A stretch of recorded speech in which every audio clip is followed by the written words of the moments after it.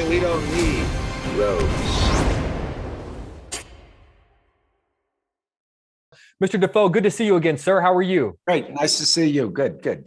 Congratulations on this. I'm just going to jump into it because I have so many questions for you. So much of this movie is really just about figuring out who you are, sometimes for better, sometimes for worse. And you are an actor. You pour so much of your heart and your soul into your performances. Which of your past roles in your career do you think maybe most taught you about who you are as an actor and a storyteller? Oh God, that's a big question. It's a good question. You learn things, and that changes who you are. And the whole idea of being an actor is you've got to be open to that proposition.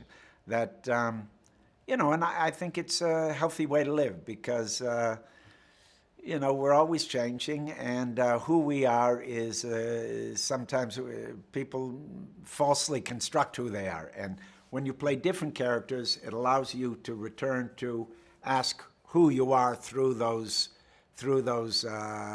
circumstances.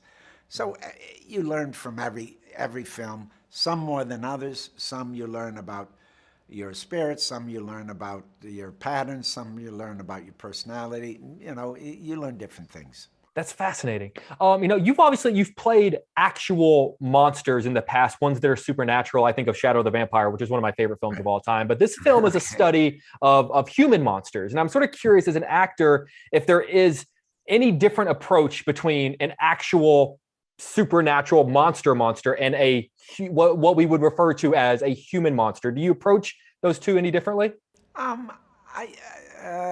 Generally, probably not. I mean, you do whatever you need to do to get in the groove to, have you fall away and enter the story. And I think the logical thing is if you're playing a supernatural monster, you want to find the human aspect. And if you're playing a human that's a monster, you want to find the monster as part of being human. So, you always try to develop the part that isn't apparent, and that helps balance you and gives you a fuller picture and allows you to go beyond the cliche, hopefully. The way that Guillermo dives into sort of, I guess, quote it like the carny world is awe-inspiring. And I'm fascinated with having this idea of a weird skill or a trick or an act that you could take from town to town. What is the most interesting, strange, unique skill that you might have that could serve as an act if you were to go from town to town, if you were to join the carny life? I would probably do something. I always have the fantasy that I'd be a contortionist. Could you do it? Some. Oh, and so I learned something new about you every time you and I speak. That's incredible. That's fascinating. And as we wrap up, I feel like, one of the things I love about your career is you've worked with some of the greatest directors of all time while also creating some of the most iconic characters of all time. At this point in your career where you can really choose what you want to do, what intrigues you most, the character that you're going to be playing or the director you're going to be working with?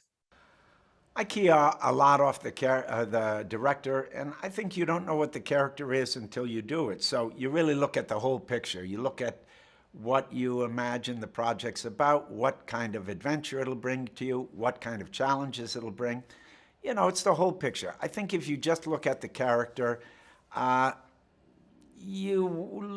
think things work best, at least for me, if I'm thinking of myself as a team player in a group trying to make a thing. If I just think about a character, that really limits me and creates very heavy expectations that usually limit the possibility to find stuff out. I love that. Seriously, Mr. Dafoe, it is always an absolute honor to be able to speak with you, sir. I'm such a fan. And seriously, I really do appreciate your time, sir. Great. Okay. Take care. Bye, guys.